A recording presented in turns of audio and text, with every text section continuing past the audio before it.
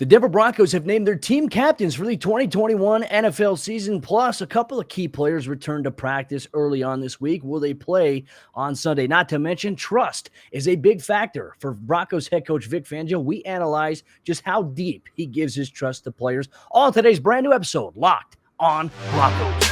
You are Locked on Broncos, your daily Denver Broncos podcast. Part of the Locked on Podcast Network. Your team every day. What's up, Broncos country? Welcome back into a brand new episode, Locked on Broncos, your daily Denver Broncos podcast here on the Locked on NFL Network, your team every day. From the South Stands to the end zone, I'm your host, as always, Cody Roark, joined alongside by co-host Sayre Bedinger. Both of us cover the Denver Broncos for the Locked on NFL Network and 9 News. You can follow us on Twitter, and make sure you follow and subscribe to the podcast wherever you get your podcast. Locked on Broncos is free and available everywhere to everyone. Also here on video format on YouTube. Sayre, my friend, great to see you once again. I know we got a crossover episode coming up tomorrow on Locked on Broncos with Patricia Traynor to talk about the New York Giants matchup a little bit more in depth, but we have some Broncos news and notes and a couple of storylines we're going to take care of today. Great to see you too, Cody. Great to be talking Broncos football. What a blessing it is for us. And yeah, man, we get those captain patches back on the jerseys hopefully this year for some guys. We haven't seen them in a few years, so it'll be nice to see and exciting to talk about for sure. The first time in Vic Fangio's tenure that he's done this. So really excited, really looking forward to this episode.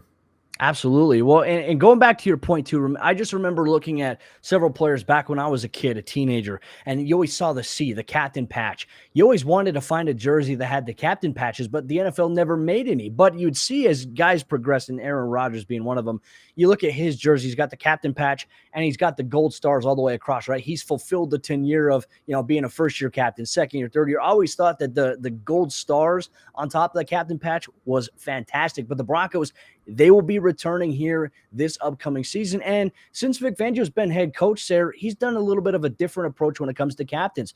Rather than them electing season-long captains, the Broncos would go into every game week to week and do game day captains. So offense, defense, special teams, it'd be a wide variety of guys. And you get a multitude of guys that would have an opportunity. But guess what? Broncos offensive tackle Garrett Bowles went to Vic Fangio and said, Coach, let's get some captains here this year. I tried to do my best Garrett Bowles impersonation. I don't think I can get my voice deep enough for that. But he approached Coach Fangio and asked about, setting players as captains for the season rather than a game-by-game basis.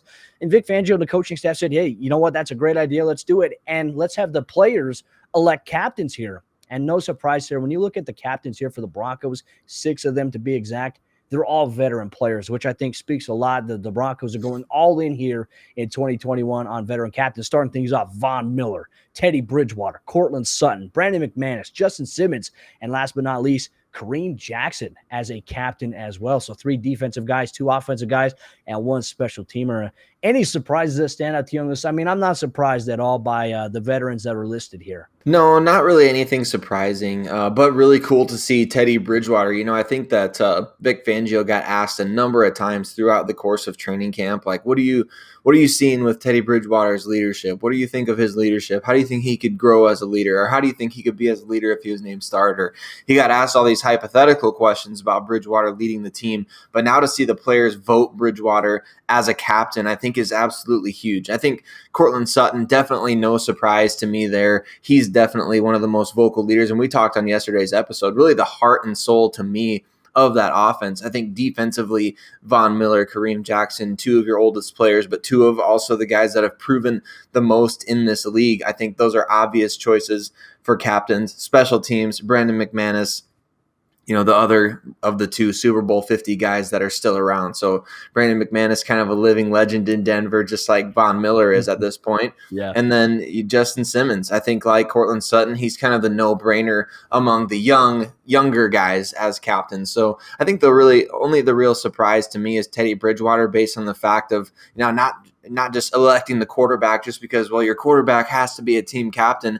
But I think it's impressive to see how his teammates have really responded to him in a short amount of time.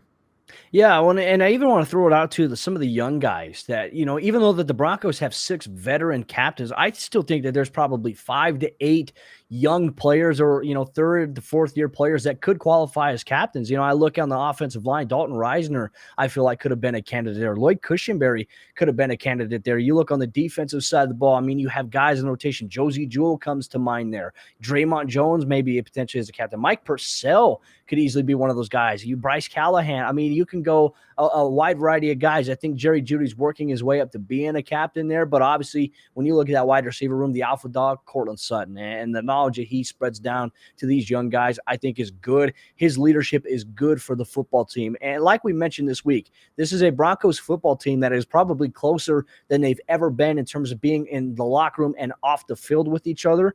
A lot of team building stuff, and hats off to Vic Fangio and his staff. They've done a really tremendous job there. But it even just goes to show these guys being voted on by the players, I think speaks volumes to how these veteran guys are viewed by the organization. So if I'm George Paton, I'm looking at this list here, and I can't believe I even forgot to mention Bradley Chubb. Bradley Chubb could be a captain here for the Broncos on the defensive side of the ball as a young guy. But I look at all of these players, Sayre, and I look at guys like Cortland Sutton. It's a contract year for him. Bradley Chubb. If I'm George Paton, I see that, okay, there's a guy like Cortland Sutton. Yes, he missed all of 2020 with the torn ACL, but what he's been able to do to battle his way back, I would look at it and say he's well respected by his players.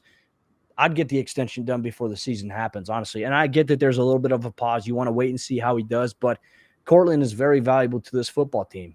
He is, and I agree with you, Cody. I wish they would have been doing an extension well before even we're talking right now. In my opinion, that price tag is watch it happen. Yeah, right. Yeah, as we're recording, they'll sign him to an extension. I would have loved to have seen it get done just because of the fact that we know as the salary cap goes back up, as the NFL gets all these different TV deals done and betting deals and all these different things, that salary cap is only going to go up. And so what does that mean about Cortland Sutton's price tag, especially if he goes out there and looks really good again this season coming off of injury? His price tag is just going to go up and up and up. So I would secure him for the long term right now, and George Paton has already talked about this. He's a core guy for this team. Same with Bradley Chubb. We know those two guys are going to be in and around for the long haul, barring injury or barring something crazy happening with an Aaron Rodgers trade or who the heck knows. But if everything stays as it is right now, we know those two guys are core players for George Paton and this Denver Broncos team going forward. So I agree with you. Cortland Sutton should definitely be getting extension sooner than later. That would be my hope. And I think it's cool too, Cody, that you mentioned the fact that he set an example while he was recovering from injury, right? I think that the coaching staff and other players have talked about how big it was for Cortland Sutton to be in that room. There were so many guys cycling in and out of the training room all season last year, right? And so for Cortland Sutton to be in there and around those guys every single day, that's the type of guy that his personality type, he's going to be able to pick other players up. Other players who are struggling with just the mental side of rehabilitation or the mental side of, man, I was doing so well and now this injury cut my season short or cut my opportunity off at the knees. And Cortland Sutton is exactly the type of guy that's going to motivate you to get back, to be stronger than ever. And look we saw that route that he ran in the preseason game. The route that he ran against the Rams defensive back, just kind of leaving him in the dust. We know that he's back and he's healthy and he's ready to go. He's put in that work and he definitely deserves to be a captain on this team. Absolutely, and it is go time here for Cortland Sutton on Sunday and the Denver Broncos as they travel to MetLife Stadium, 2:25 p.m. Mountain Time kickoff. Sayre and I, we have you covered all week long leading up to the game. We have you covered immediately after the game for the Broncos post-game report here on the YouTube channel, also on the Locked On Broncos podcast feed, free and available wherever you get your podcast. But Broncos country coming up here in just a moment. We're going to talk a little bit about one Broncos player, a young guy, a rookie who has earned the trust of the coaching staff, not to mention a couple of key players return to practice. We talk about their status coming up here in just a moment. But before we do that, let me tell you about the sponsor of today's episode show. That's our good friends over there, betonline.ag. And it's that time of year again, and all eyes are now turning to football as teams are back on the gridiron for the start of the NFL season. And as always, BetOnline is your number one spot for all the pro and college football action this season. The Broncos on the road against New York Giants. BetOnline.ag has you covered. You get all the updated odds, props, and contest information, including the online $500,000 NFL Mega Contest and the world's largest $200,000 NFL Survivor Contest, open now at BetOnline. You can head to the website or use your mobile device to sign up today and receive your 100% welcome bonus. And you can also take advantage of Thursday night season over the Dallas Cowboys, Tampa Bay Buccaneers, and you can put a wager on the game. If you lose, you could be refunded up to $25 when you sign up as a new customer, betonline.ag, and you use promo code NFL100. BetOnline, your online sportsbook experts.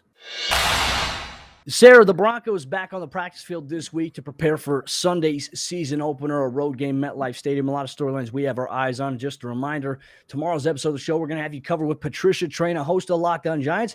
Her, Sarah, and myself, we're going to talk about the matchup in depth, key matchups we're looking forward to, some storylines to follow leading up into kickoff. Will Saquon Barkley play? That's something we'll touch on there. But opening things up, Sarah, the Broncos, they got two key players back at practice on Tuesday, and Noah Fant, Bradley Chubb, we know each dealing with injuries, both significant to what the Broncos want to do on the offensive side of the ball, the defensive side of the ball. Still a little bit of ambiguity, though, from Vic Fangio. He says he thinks that they'll go, but there was no confidence. There was no 100% like they'll be ready to go. Are you a little concerned about that, or are you looking at it as a silver line? They might be game time decisions. You know, Cody, I'm really kind of hoping that at this point, Vic Fangio is kind of just trying to play mind games with Joe Judge about it. That's kind of my optimistic view towards this, is that he's really just kind of trying to make it seem obscure so that it's, oh, do we need to plan for this guy, or do we need to?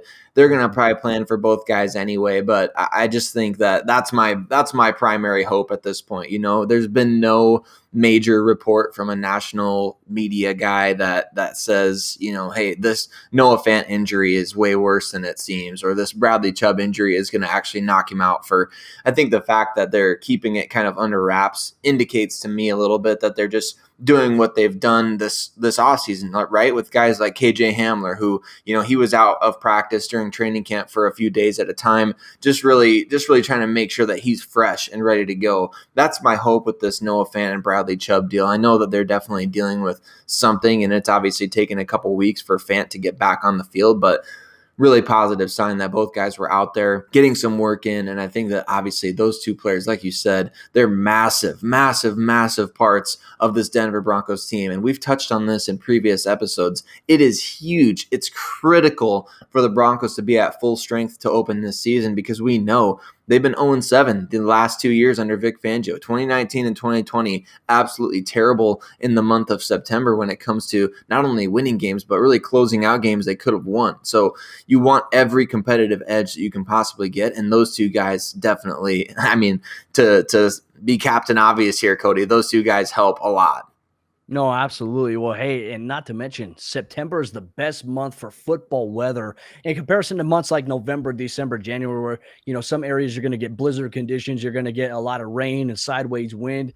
September is usually just a clean slate, I think, for many NFL teams for weather. And the Broncos traveling to New York, things should be good from that standpoint. But, you know, looking at tackles like Nate Solder and also Andrew Thomas, having a guy like Bradley Chubb and Von Miller, both opposite of one another, both healthy, ready to go, I think is a difference maker. And we've talked about that here on the show. We have only really truly seen one season with Bradley Chubb and Von Miller where they're fully healthy, but that was not in Vic Fangio's defense. That was in Vance Joseph and Joe Woods' defense. Now, can we see that in Vic's defense, which is obviously much better than what that Vance Joseph defense was for the Broncos? That, to me, I think has a lot of people really excited. The aspiration's a little high here. So something to keep an eye on. Obviously, we're going to continue to monitor the injury report all throughout this week here. But let's get to our next topic of discussion here, Sarah. And Vic Fangio on Tuesday's press conference after practice, I thought he said something really interesting that caught my eye. I know it caught yours as well, which is why we brought it up. But in terms about talking about Javonte Williams, he said that he's earned that trust from the coaching staff as a rookie to be in during key situations in a game. It didn't matter if, you know, Melvin Gordon, obviously the veteran guy, has got that experience, but if Javonte Williams has the hot hand, we might see him in some crunch time situations. Which is huge to me. I mean, you definitely don't hear this about rookie players very often at all. It's not necessarily unprecedented, but look at the reference that Vic Fangio made of the last time that he had seen something like this when he, you know, how many more lofty comparisons can we get for Javonte Williams, by the way? But Vic Fangio's most recent comparison, or most recent player that he connected him to, was Edgerrin James, a Hall of Fame running back that started off his career in Indianapolis with Peyton Manning. And certainly Edgerrin James was a model of just doing everything well. I mean, and not only that, he wasn't just some jack of all trades, but he was a master of many trades. He was just really a great all-around back, a Hall of Fame back. And I mean, it's lofty. We're talking about guys like Alvin Kamara, Nick Chubb, Zeke Elliott, those players that Javonte Williams has been compared to at this point, which is frankly kind of crazy. I mean, the fact that he's done that kind of, work in training camp, behind the scenes, at practices, in the film room, he's making such an impression that the coaches know they can put him out there. And we've seen evidence of it, Cody. We saw it in the preseason. We saw him absolutely pop somebody in pass protection. We've seen him break tackles. We've seen him convert third downs. In just a short amount of time, we've seen Javonte Williams do all the things that you would say, okay, what is it that you need to be able to trust a running back to do in crunch time situations? You need to be able to make that third down conversion late in the game when the crowd is getting ramped up and it's a close, it's maybe a 1 or 2 possession game, and you have to convert that 3rd and 2. You can trust Javonte Williams to go out there and pick up 4 yards on 3rd and 2. You need a pass protection. You need to make a big passing play on 3rd and 8. You can trust Javonte Williams to go out there and pick up that pass pro, to be able to know where blitzes are coming from, to be able to know where defenders are coming from. And not only that, but then to pop that guy underneath his chin strap and absolutely make an impact play. Those are the kinds of things that I think we saw from Javonte at North Carolina that really stood out. And by the way, Vic Fangio took a nice little jab at the Tar Heels, which salt in their wound for starting the season off really poorly.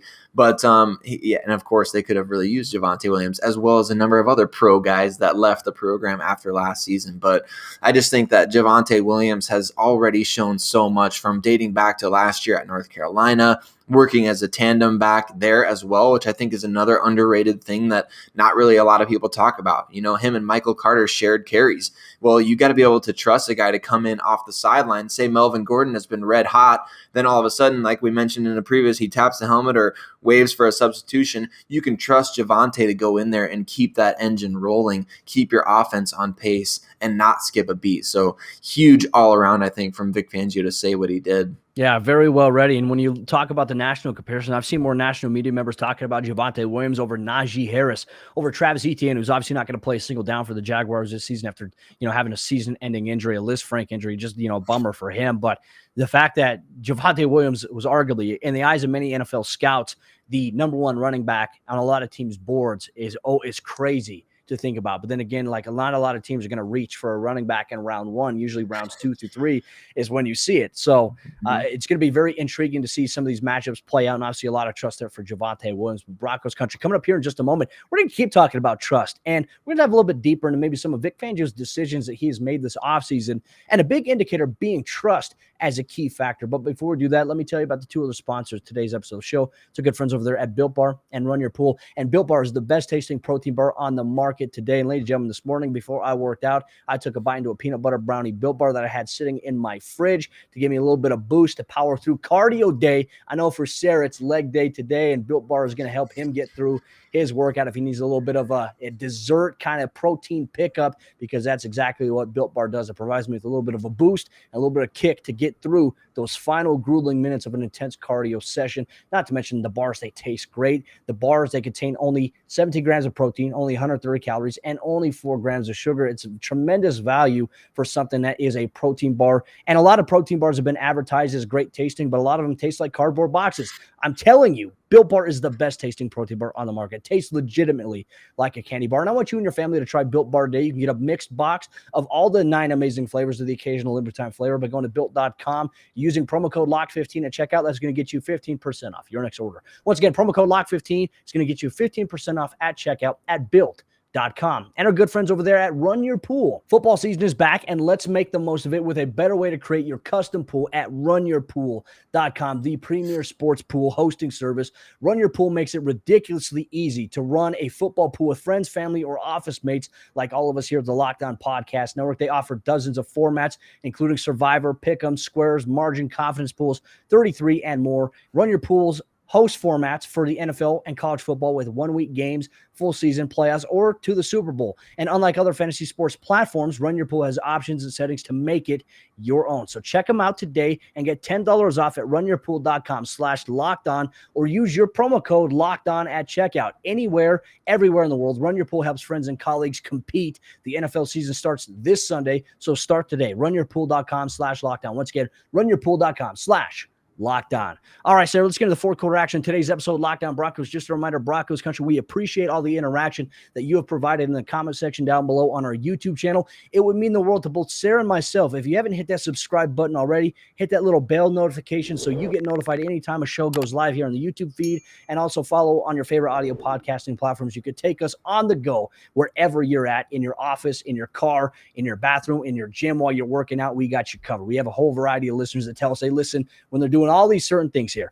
But with that said, Sarah, jumping into today's fourth quarter of Lockdown Broncos, trust. We talked about it a little bit with Vic Fangio in the last segment about his trust and the coaching staff's trust in a guy like Javonte Williams, trust in a rookie player for that matter.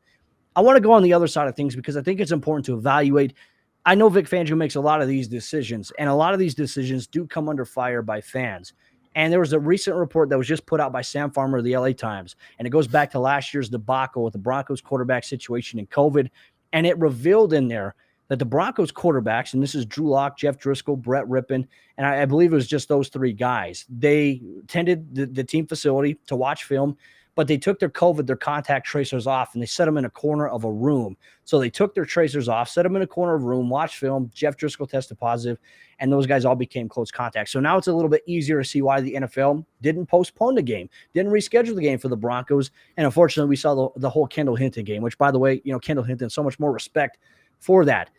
Sarah, when it comes to the quarterback competition, obviously the veteran option here with Teddy Bridgewater, does it kind of make a little bit more sense now? Maybe some of the decisions that Vic has made has been based on trust. It's not that Drew Lock doesn't have the talent, but do you look at it as maybe Vic didn't have a lot of trust in him maybe to execute and do the things in season and even maybe inside the facility the way that he expects a guy like maybe Teddy Bridgewater would?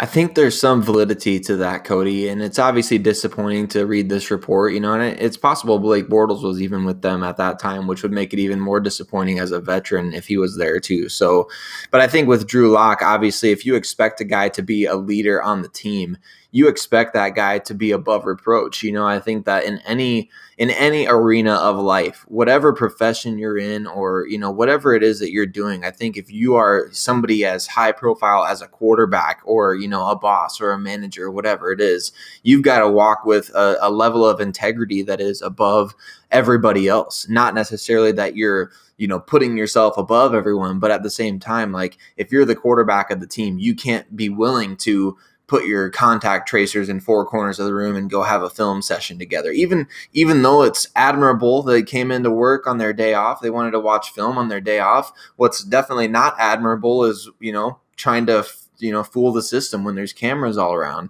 and now getting kind of called out for it. It's just embarrassing. It's embarrassing for the team. And the hope, obviously, is that, Bridgewater wouldn't do something like that, which I think, to your point with Vic Fangio and trust, I think there's definitely something there. I think that the trust goes beyond just COVID protocol as well. I think what we saw in the preseason, Drew Lock he showed his talent. He showed what he can do as a passer. He showed improvement in areas that we all wanted to see improvement. The things that we, didn't want to see, 3 fumbles, stepping on an offensive lineman or getting stepped on by an offensive lineman, which our good friend Tim Jenkins said was a fault on the part of Drew Lock. So I think that there's definitely those little things like that make you wonder in game, now potentially off the field. If this trust issue dates back to last year, I'm sure they've buried this hatchet at this point, but it was obviously a black eye for the Denver Broncos. And it was very embarrassing for Vic Fangio as a head coach of a team to say your quarterbacks, they're not following the rules. That's probably the worst possible position on the team to break these kind of rules. And the NFL made an example of the Broncos. Now we see why.